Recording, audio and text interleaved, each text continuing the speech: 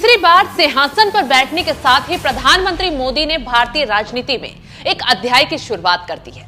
ऐसा अध्याय जिसने बड़ी बड़ी पार्टियों के होश उड़ाने की तैयारी कर ली है। दरअसल प्रधानमंत्री मोदी अगर अपना तीसरा कार्यकाल पूरा कर लेते हैं तो वाकई रायसीना हिल्स पर नई इबारत लिखी जाएगी। यह इतिहास न सिर्फ बीजेपी के लिए खास होगा बल्कि खुद प्रधानमंत्री मोदी के लिए बिल्कुल अलग होगा।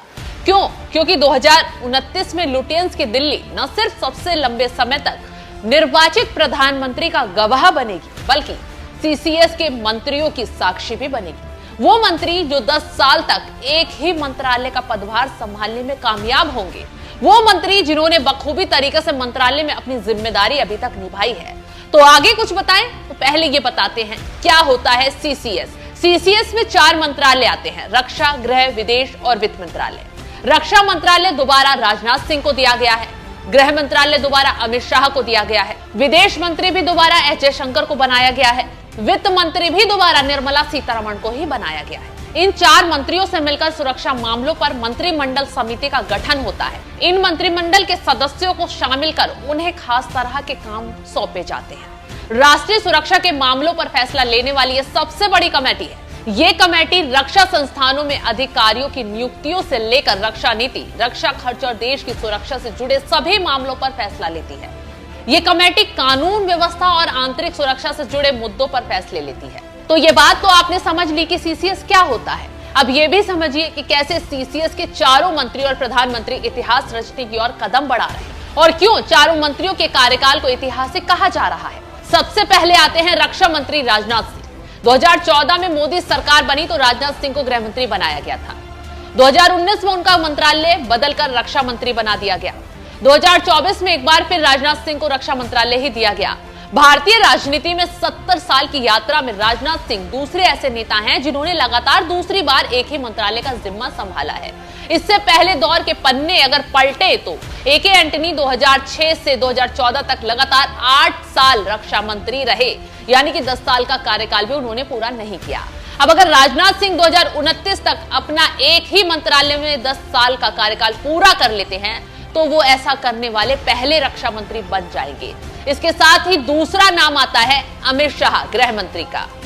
अमित शाह को मोदी सरकार में दूसरी बार गृह मंत्री बनाया गया है। अगर अमित शाह दूसरी बार 5 साल का कार्यकाल पूरा कर लेते हैं तो ये बात भी इतिहास बन जाएगी, क्योंकि साल 1951 से 52 पहले आम चुनाव में नेहरू कैबिनेट में कैलाश नाथ काटजू को गृह मंत्री बनाया गया था। नाथ काटजू ने गृह मंत्री के तौर पर सिर्फ 4 साल कार्यभार संभाला। 1955 में उनकी जगह गोविंद वल्लभ पंत को गृह मंत्री बनाया गया, लेकिन उनका कार्यकाल भी कम रहा। लाल कृष्ण आडवाणी 1998 से 2004 तक वाजपेयी सरकार में गृह मंत्री रहे। तो ऐसे में अगर अमित शाह 10 साल इस मंत्रालय में पूरा कर लेते हैं तो वाकई वो सबका रिकॉर्ड तोड़ सकते हैं। तीसरे नंबर पर नाम आता है निर्मला सीतारमण, वित्त मंत्री का।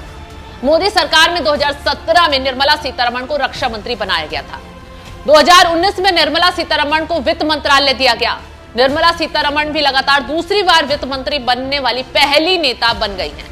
देश के सबसे पहले वित्त मंत्री सीडी देशमुख ने 1956 में मंत्री पद से इस्तीफा दे दिया था।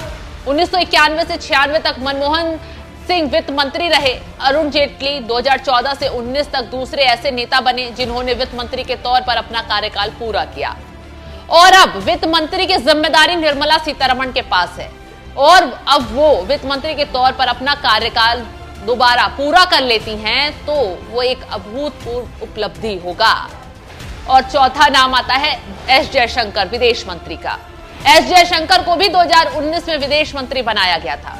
एक बार फिर उन्हें विदेश मंत्री के तौर पर मोदी सरकार में जिम्मेदारी दी गई है। अगर एस जयशंकर भी अपना 10 सालों का कार्यकाल पूरा कर लेते हैं तो वो भी मोदी सरकार के लिए बड़ी उपलब्धि होगी, यानी कि ना सिर्फ इतिहास बनेगा बल्कि मोदी सरकार कुछ खास करने में कामयाब भी साबित होगी।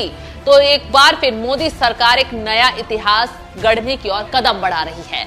तो इस खबर पर आपकी राय क्या है, हमें कमेंट कर जरूर बताएं।